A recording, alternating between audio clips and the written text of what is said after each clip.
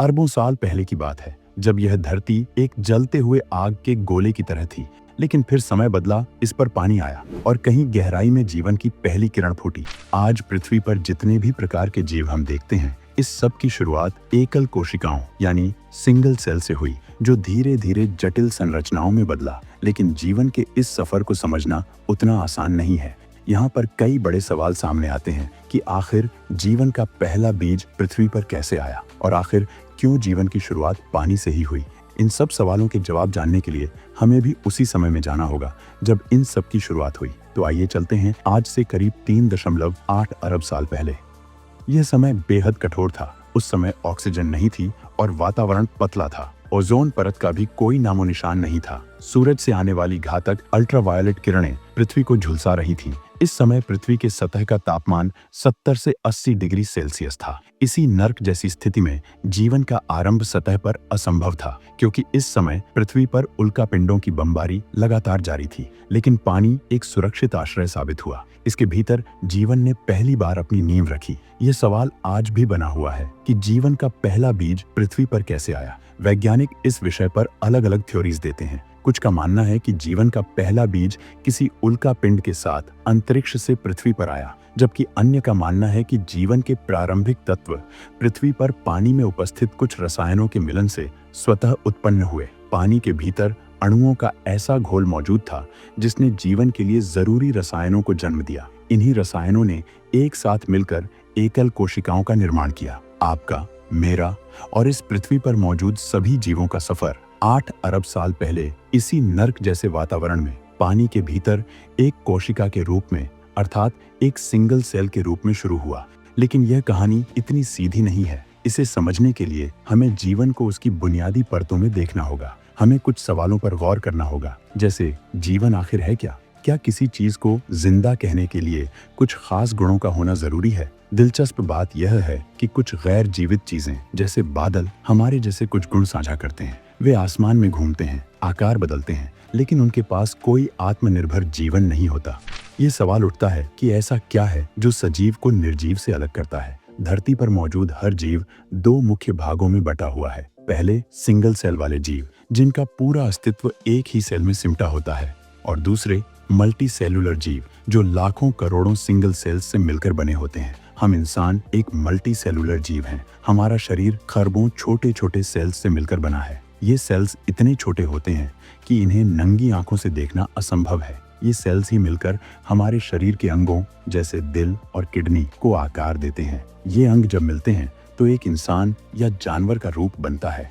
अब बात करें सिंगल सेल वाले जीवों की। ये बेहद छोटे होते हैं, इतने छोटे कि बिना माइक्रोस्कोप के इन्हें देखना नामुमकिन है। लेकिन हैरानी की बात यह है कि एक सिंगल सेल भी खुद में एक पूरी दुनिया है। इसके भीतर छोटे छोटे हिस्से होते हैं, जिनमें से हर एक की जिम्मेदारी तय होती है। ये हिस्से मिलकर एक अद्भुत संतुलन के साथ सिंगल सेल को जीवित रखते हैं। आइए समझते हैं कि इन सेल्स के अंदर ऐसी कौन सी खास चीजें होती हैं जो मिलकर जीवन को आकार देती हैं। उदाहरण के लिए हमारी बॉडी के एक सेल पर नजर डालते हैं। सबसे पहले आती है इसकी बाहरी परत, जिसे सेल मेम्ब्रेन कहते हैं। यह सेल को एक सुरक्षा कवच देती है, जैसे कि झिल्ली।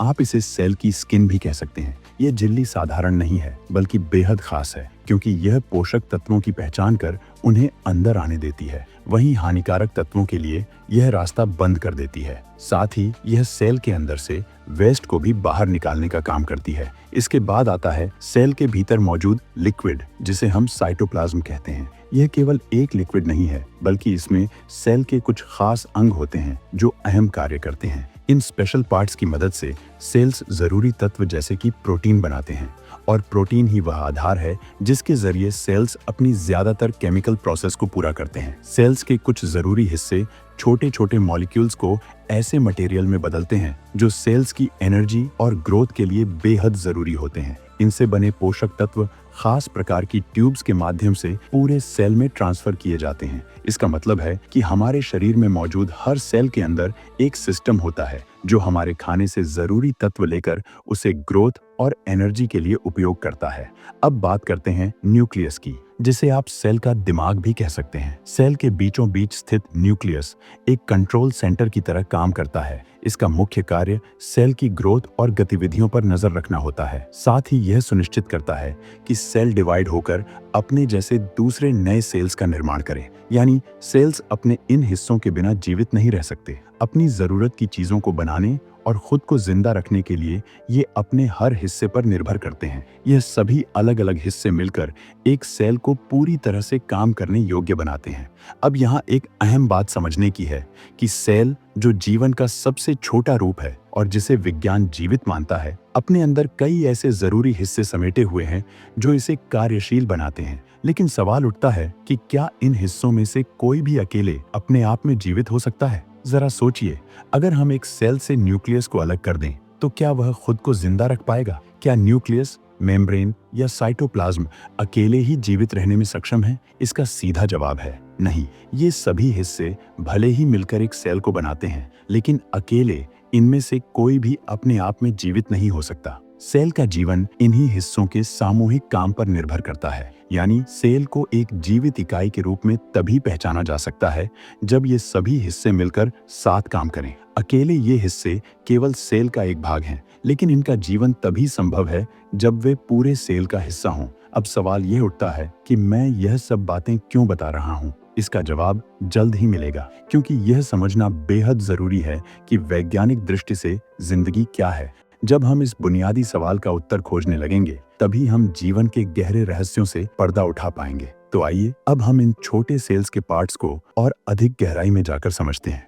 आपको यह जानकर आश्चर्य होगा कि सेल्स के ये सभी हिस्से अपने आप में सबसे छोटी इकाई नहीं है। ये और भी छोटे मैक्रोमोलिक्यूल्स से मिलकर बने होते हैं। उदाहरण के लिए, सेल के अंदर मौजूद न्यूक्लियस, साइटोप्लाज्म और अन्य हिस्से कार्बोहाइड्रेट, प्रोटीन, लिपिड और न्यूक्लिक एसिड जैसे तत्वों से बने होते हैं। तो क्या ये मैक्रोमोलिक्यूल्स ही जीवन की सबसे छोटी इकाई हैं? इसका जवाब है नहीं। इन मैक्रोमोलिक्यूल्स का निर्माण भी उनसे कई गुना छोटे कणों से हुआ है। उदाहरण के लिए प्रोटीन को लें। प्रोटीन, जो सेल्स की ग्रोथ के लिए सबसे अहम है, वह भी छोटे छोटे अमीनो एसिड से मिलकर बना होता है। जब प्रोटीन को तोड़ा जाता है तो हमें सैकड़ों या हजारों की संख्या में अमीनो एसिड्स मिलते हैं। ये अमीनो एसिड्स एक खास पैटर्न में जुड़कर अलग अलग प्रकार के प्रोटीन बनाते हैं। और हैरानी की बात यह है कि केवल 20 प्रकार के अमीनो एसिड्स आपस में अलग अलग तरीके से जुड़कर हजारों प्रकार के प्रोटीन का निर्माण करते हैं। लेकिन क्या अमीनो एसिड्स ही जीवन की सबसे छोटी इकाई है? नहीं। सभी मैक्रोमोलिक्यूल्स का निर्माण उनसे भी छोटी इकाई एटम्स से होता है। आपने एटम्स के बारे में स्कूल में जरूर पढ़ा होगा। एटम्स के अंदर प्रोटॉन, न्यूट्रॉन और इलेक्ट्रॉन जैसे सब एटॉमिक पार्टिकल्स होते हैं। इन्हीं अलग अलग एटम्स के मिलने से हमारे शरीर को बनाने वाले मैक्रोमोलिक्यूल्स बनते हैं। आइए इसे सरलता से समझते हैं। किसी भी जीवित प्राणी का शरीर अलग अलग अंगों जैसे दिल, दिमाग, फेफड़े से बना है। ये अंग कई टिश्यूज की परतों से मिलकर बने हैं। टिश्यूज बने होते हैं छोटी छोटी सेल्स से। सेल्स का निर्माण होता है प्रोटीन जैसे मैक्रोमोलिक्यूल्स से। प्रोटीन बनता है अमीनो एसिड से, और अमीनो एसिड सहित सभी मैक्रोमोलिक्यूल्स का निर्माण एटम्स के जुड़ने से होता है। इस तरह जीवन की संरचना बेहद जटिल है। यह एटम्स से लेकर अंगों तक का एक अद्भुत संयोजन है, जिसे हमने अब तक मोटे तौर पर समझ लिया है। इस पेचीदा पहेली को हल करने से यह तो समझ में आता है कि जीवन किन छोटे छोटे कणों से मिलकर बना है, लेकिन यह सवाल अब भी बना रहता है कि धरती पर जीवन की शुरुआत आखिर कैसे हुई? क्योंकि किसी भी जीवित प्राणी को पैदा करने के लिए एक अन्य जीवित प्राणी की आवश्यकता होती है। तो सवाल उठता है कि पहला जीवित प्राणी आखिर आया कहां से? क्या विज्ञान इस सवाल का उत्तर दे सकता है? सच यह है कि अब तक जीवन की शुरुआत का कोई पूर्ण और परफेक्ट एक्सप्लेनेशन मौजूद नहीं है। हालांकि दुनिया भर के वैज्ञानिक और खोजकर्ता दिन रात इस रहस्य को सुलझाने में लगे हुए हैं। उनकी खोजों और परिकल्पनाओं के जरिए हम यह समझने की कोशिश करते हैं कि धरती पर जीवन आखिरकार आया कैसे। डार्विन की थ्योरी के अनुसार जीवन का यह विशाल और जटिल रूप अरबों साल पहले एक बेहद साधारण जीवन रूप से शुरू हुआ। यह प्रारंभिक जीव समय के साथ प्रकृति और परिस्थितियों के अनुसार विकसित होता गया और धीरे धीरे अधिक जटिल होता चला गया। शुरुआत में जन्मे जीवों का आकार, उनके अंग और उनके अंदर चल रही केमिकल प्रक्रियाएं समझने में उतनी मुश्किल नहीं थी जितनी आज के विकसित और जटिल जीवों को समझना। प्रारंभिक जीवों की संरचना और उनकी गतिविधियां काफी सरल थीं, लेकिन समय के साथ इन जीवों में बदलाव आने लगे। नए जीव अपने पूर्वजों की तुलना में अधिक जटिल होते गए और उनमें नए अंग तथा नई क्षमताएं विकसित हुईं। इस प्रक्रिया को और अच्छे से समझने के लिए आइए साइंस की एक महत्वपूर्ण ऑब्जर्वेशन पर नजर डालते हैं। जब भी कोई जीवित प्राणी अपनी संतानों को जन्म देता है तो पैदा हुई संतानों में कुछ नई विशेषताएं होती हैं, लेकिन हर नई खूबी जीवन के लिए अनुकूल नहीं होती। जिन बच्चों की नई खूबियां उनके पर्यावरण के हिसाब से सही नहीं बैठती, उनकी जीवित रहने की संभावना कम हो जाती है। ऐसे बच्चे बढ़ते बढ़ते अपने पर्यावरण की कठोर परिस्थितियों का सामना नहीं कर पाते और प्रजनन की उम्र तक पहुंचने से पहले ही मर जाते हैं। अब इसे एक सरल उदाहरण के माध्यम से समझते हैं। क्या आपने कभी सोचा है कि टिड्डों का रंग हरा ही क्यों होता है? यह कोई इत्तेफाक नहीं है। इसके पीछे एक महत्वपूर्ण कारण छिपा है। मान लीजिए कि शुरू में कभी टिड्डों की प्रजातियों में विभिन्न रंगों के टिड्डे मौजूद रहे होंगे, कुछ हरे रंग की, कुछ पीले रंग की और कुछ अन्य रंगों की। अब जैसा कि हम जानते हैं, पक्षी टिड्डियों का शिकार करते हैं। इन विभिन्न रंगों की टिड्डियों में से सबसे अधिक जीवित रहने की संभावना किसकी होगी? जाहिर है हरे रंग की टिड्डियों की। ऐसा इसलिए है क्योंकि हरी घास या हरी फसलों के बीच में हरे रंग की टिड्डियां आसानी से छिप सकती हैं और पक्षियों को धोखा दे सकती हैं। दूसरी तरफ अन्य रंग की टिड्डियों के लिए हरी घास या फसलों में छिपना मुश्किल होता है, जिससे उनका पकड़े जाने और खा लिए जाने का खतरा बढ़ जाता है। इसका मतलब यह है कि केवल हरे रंग की टिड्डियों में ही इस विषम परिस्थिति में खुद को बचाने की क्षमता है और समय के साथ उनकी संख्या बढ़ने की संभावना भी अधिक है। इन हरे रंग के टिड्डों ने अपनी संतानों को जन्म दिया और ये पीढ़ी दर पीढ़ी खुद को और सुरक्षित बनाने के लिए बदलाव करते गए। यहाँ ध्यान देने वाली बात यह है कि जो बच्चे अपनी कमियों के कारण अपने वातावरण के हिसाब से तालमेल नहीं बिठा पाए, उनकी संख्या धीरे धीरे कम होती गई। ऐसे टिड्डे सामान्य टिड्डों की तुलना में कम संख्या में पैदा हुए और वे अपना अस्तित्व नहीं बनाए रख पाए। इसके परिणाम स्वरूप वे प्रजातियां जो अपने पर्यावरण से मेल खाती थीं, उनकी संख्या अधिक बढ़ी और धीरे धीरे ये ही प्रजातियां अधिक प्रभावी बन गईं। इन जीवों की विशेषताएं समय के साथ इतनी बदल गईं कि उन्होंने एक नई प्रजाति के रूप में खुद को विकसित कर लिया और उन्हें उनके पूर्वजों से पहचानना मुश्किल हो गया। यह क्रमिक बदलाव एवोल्यूशन के रूप में जाना जाने लगा। धरती पर अरबों सालों के विकास में जीवन अनगिनत रूपों में विकसित हुआ और विभिन्न प्रजातियां बनी। इसका प्रमाण जीवाश्मों के रिकॉर्ड से मिलता है, जो इस विकास के साक्ष्य के रूप में काम करते हैं। फॉसिल्स की स्टडी के माध्यम से जैसे जैसे हम समय में पीछे जाते हैं, जीवों की कुदरत को समझना आसान होता जाता है। इसी आधार पर वैज्ञानिकों ने यह निष्कर्ष निकाला कि करीब 3.5 अरब साल पहले जीवन एक बहुत ही साधारण सी सेल के रूप में उत्पन्न हुआ होगा। हालांकि यहाँ एक और सवाल उठता है कि वह साधारण सेल आखिर कहाँ से आया होगा, क्योंकि आज भी हमारे सामने मौजूद साधारण बैक्टीरिया की संरचना इतनी जटिल है कि उसके एक सिंगल स्टेप में उत्पन्न होना नामुमकिन सा लगता है। इसका मतलब यह है कि जीवन के इतने साधारण रूप को भी विकसित होने में कई पीढ़ियों का समय लगेगा। तो सबसे पहले पैदा होने वाले ये छोटे और साधारण सेल दुनिया में आखिर आए कहां से? इस सवाल का एक लॉजिक ये हो सकता है कि सबसे पहले जो जीव पैदा हुए थे, जो खुद के जैसे जीवों को जन्म देने में सक्षम थे, उनका जन्म इवोल्यूशन से नहीं हुआ होगा। इसका कारण यह है कि इवोल्यूशन के लिए किसी जीव का प्रजनन करना जरूरी है। अगर कोई जीव अपनी नस्ल को पीढ़ी दर पीढ़ी आगे नहीं बढ़ा सकता, तो उसमें इवोल्यूशन संभव नहीं हो सकता। इसलिए धरती पर पहला जीवन किस रूप में जन्मा, इस सवाल का उत्तर इवोल्यूशन से नहीं मिल सकता। इसे समझने के लिए हमें जीवन की उत्पत्ति के बारे में दूसरे तरीके से सोचना होगा।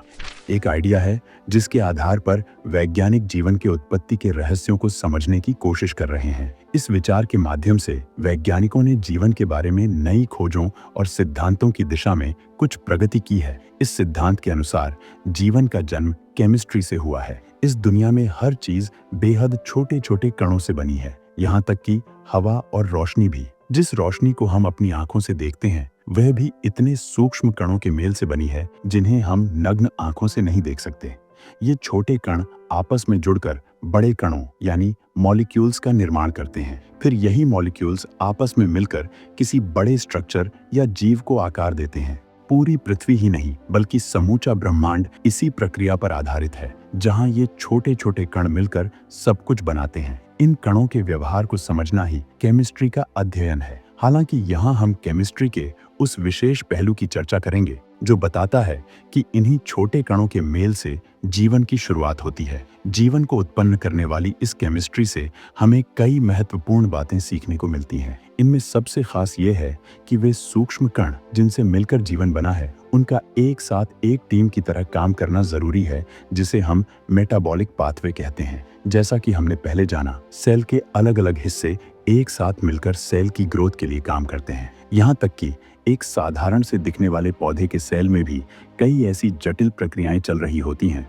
जिनमें अलग अलग हिस्से सेल की ग्रोथ के लिए सहयोग करते हैं। इसके अलावा खाने के मॉलिक्यूल्स को तोड़कर उन्हें एनर्जी में बदलने जैसे महत्वपूर्ण काम भी होते हैं। ये सभी काम मेटाबॉलिज्म का हिस्सा हैं और जीवन की केमिस्ट्री में यही सबसे अहम चीज है। बिना मेटाबॉलिज्म के जीवन संभव नहीं हो सकता। सेल की ग्रोथ और उसकी एनर्जी उत्पन्न करने के लिए पूरा सिस्टम मेटाबॉलिज्म कहलाता है और इसके बिना जीवन का लगातार अस्तित्व बनाए रखना असंभव है।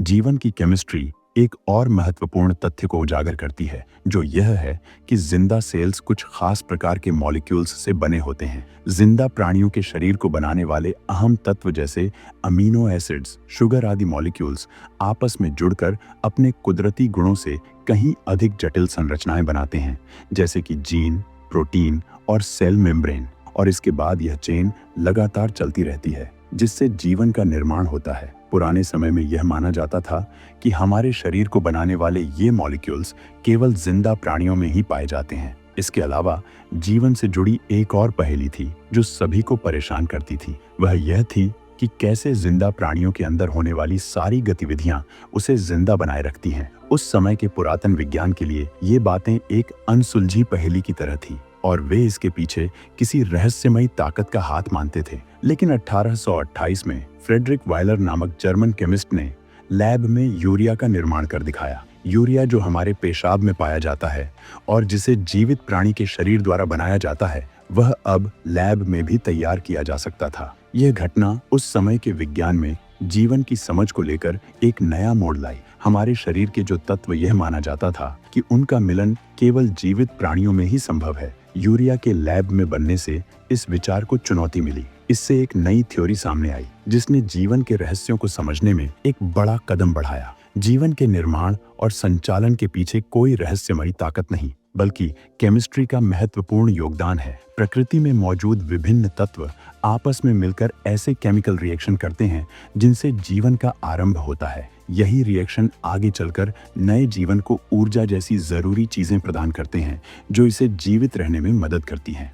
आधुनिक विज्ञान ने लैब में विभिन्न प्रकार के मॉलिक्यूल्स और सेल्स की एक्टिविटी को तैयार करके यह सिद्ध किया है कि जीवन के पीछे कोई अलौकिक ताकत नहीं, बल्कि प्रकृति में मौजूद बेजान तत्वों के आपसी मेल से जीवन का जन्म संभव है। वैज्ञानिकों ने हाल ही में जीवन के लिए आवश्यक तत्व जैसे अमीनो एसिड और शुगर को उल्कापिंडों में भी खोजा है, जो चट्टानों के छोटे टुकड़े अंतरिक्ष से आकर पृथ्वी पर गिरे। उनके भीतर जीवन के लिए जरूरी तत्व पाए गए। ये इस बात का प्रमाण है कि ऐसे तत्व केवल पृथ्वी तक सीमित नहीं हैं, बल्कि पूरे ब्रह्मांड में कहीं भी मिल सकते हैं और शायद अरबों साल पहले भी पृथ्वी पर मौजूद थे। सबसे चौंकाने वाली बात यह है कि प्रकृति कैसे बेजान तत्वों को, जो स्वयं जीवित नहीं होते, को आपस में मिलाकर एक जीवित प्राणी का निर्माण कर देती है। विज्ञान ने एक और प्रोसेस खोजी है जिसमें कुछ विशिष्ट मॉलिक्यूल्स को ऊर्जा के स्रोत के साथ रखा गया। समय बीतने पर यह देखा गया कि ये बेजान मॉलिक्यूल्स ऊर्जा का उपयोग करते हुए आपस में मिलकर बड़े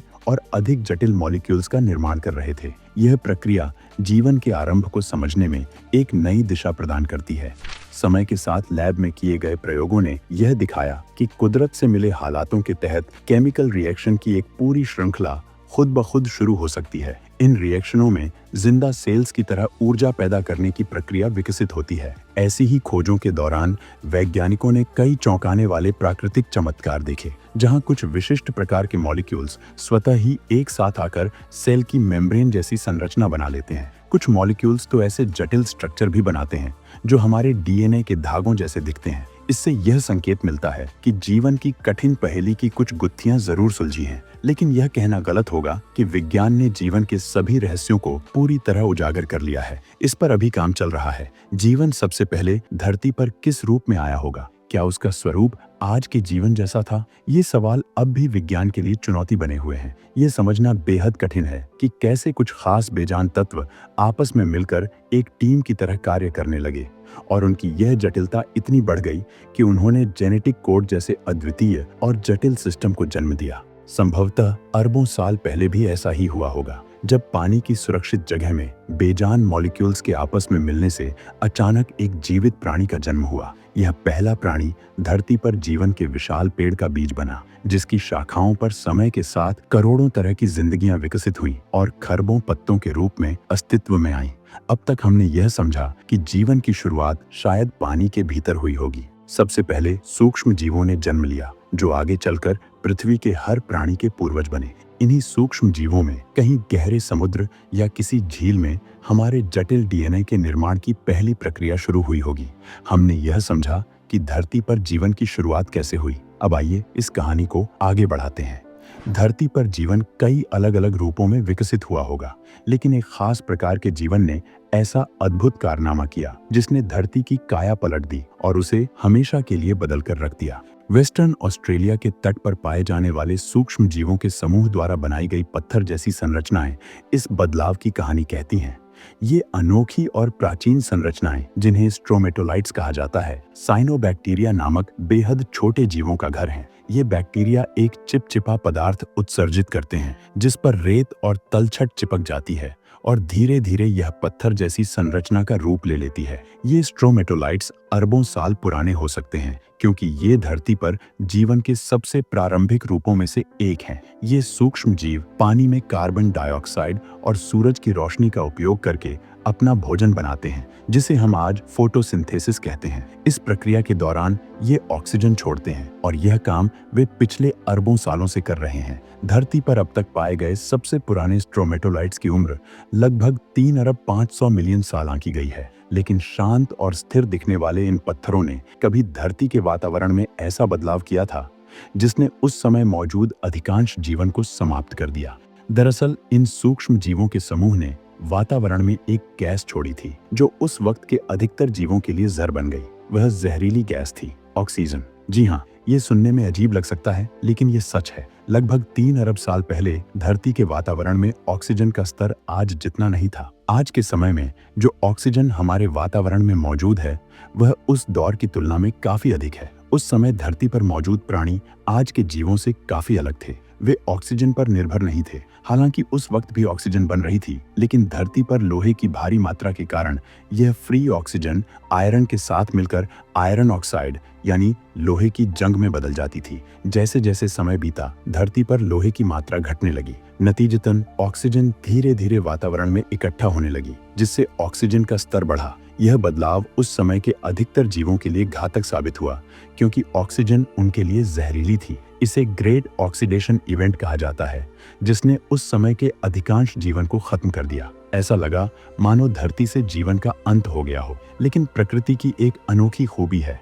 किसी भी चीज को पूरी तरह खत्म करना लगभग असंभव है। कुछ ऐसे जीव बच गए जिन्होंने ऑक्सीजन के साथ तालमेल बैठा लिया और इस गैस को अपने अस्तित्व का आधार बना लिया। यहीं से जीवन की एक नई शाखा शुरू हुई जो ऑक्सीजन पर निर्भर थी। इसके बाद धरती पर ऐसे जीवों का विकास हुआ जो ऑक्सीजन का उपयोग करके पनपे। इसी परिवर्तन ने धरती पर अद्भुत और विशाल जीवों को जन्म दिया, जैसे लाखों साल पहले के 2 फीट लंबे कीड़े, 100 फीट लंबे डायनासोर और आज की 90 फीट लंबी ब्लू व्हेल। यह बदलाव धरती के इतिहास में एक बड़ा मोड़ था, जिसने जीवन को नए सिरे से शुरू किया। अरबों साल पहले हुए इस परिवर्तन ने न सिर्फ धरती की प्रकृति को बदला, बल्कि जीवन के विकास को एक नई दिशा दी। आज हमने जीवन के इस सफर का एक छोटा सा हिस्सा जाना, लेकिन हमारा जिज्ञासु दिमाग अभी भी कई सवाल पूछता है। सोचिए, अगर धरती पर ऑक्सीजन की जगह कोई दूसरी गैस जीवन का आधार होती, तो जीव कैसे होते? क्या वे हमारे जैसे होते? और अगर जीवन बेजान कणों के मिलने से बना है, तो क्या ब्रह्मांड के किसी और कोने में भी यह संभव है? और वहां का जीवन कैसा होगा? जी हाँ, मैं एलियंस की बात कर रहा हूँ। क्या ऐसा हो सकता है कि हमारे जैसे विकसित जीव किसी और ग्रह पर भी हो? ये सवाल न सिर्फ रोमांचक है, बल्कि वैज्ञानिक दृष्टि से भी बेहद अहम है। क्या हम ब्रह्मांड में अकेले हैं, या कहीं और भी बुद्धिमान जीवन मौजूद है? अगर आप भी इस सवाल का जवाब जानना चाहते हैं तो मेरी एलियंस पर बनाई गई वीडियो जरूर देखें। उसे देखने के लिए इस वीडियो को एक लाइक और चैनल को सब्सक्राइब करके आपके सामने आई इस वीडियो पर क्लिक कर दीजिए। मैं आपसे उसी वीडियो में मिलता हूं। तब तक के लिए धन्यवाद।